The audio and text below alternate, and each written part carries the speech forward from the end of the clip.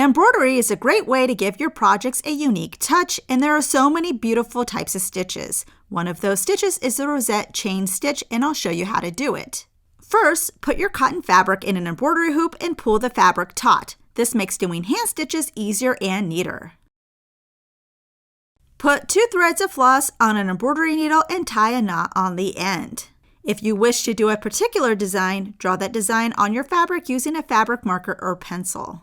Starting at one end of your mark, bring your thread from the wrong side to the right side so that your knot is on the wrong side of the fabric. The trick with this stitch is to have a delicate hand. If you pull your stitches too tight, you'll end up losing your loops. And I also like to keep my thread out of my way. My first stitch is coming out of the fabric. The second stitch is about 1/8 of an inch away from that on my line.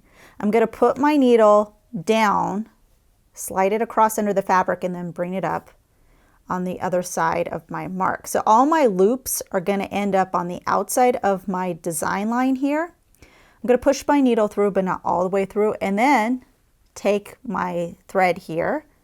It's going to go over my needle, under my needle, and on the other side. So I'm basically just looping it around the needle. Pull this through, but again, don't pull it too tight, and you'll end up with the loops. So there's your first stitch. Now, in order to make another one, I'm going to go underneath my thread here on the end. And again, I'm just going to hold this so I don't lose my loop. So you're going to be very delicate, and you're going to repeat the process. So my next stitch is going to be on my line about 1/8 of an inch away. I'm going to go down, bring my needle through, but not all the way through.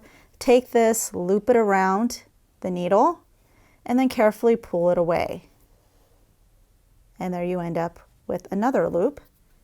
To do another one, now I'm going to go underneath the stitch right here. And if you feel like you pulled too much, so your loop is closed like this one right here, all you can do is just delicately pull this stitch, and that'll tighten this area right here. So you'll end up with a bigger loop. So about 1/8 of an inch away. Don't bring your needle all the way through. Take your thread, loop it so it goes underneath your needle, pull it through. I'm going to just tighten this a little bit here. You can just finagle it. And there you go, you got 3 loops. And then I'm going to go underneath this so I can create another one. And it'll be a continuous chain. Here's what a series of these stitches look like. You can use this stitch as an outline or border, or use it to create interesting looking flowers.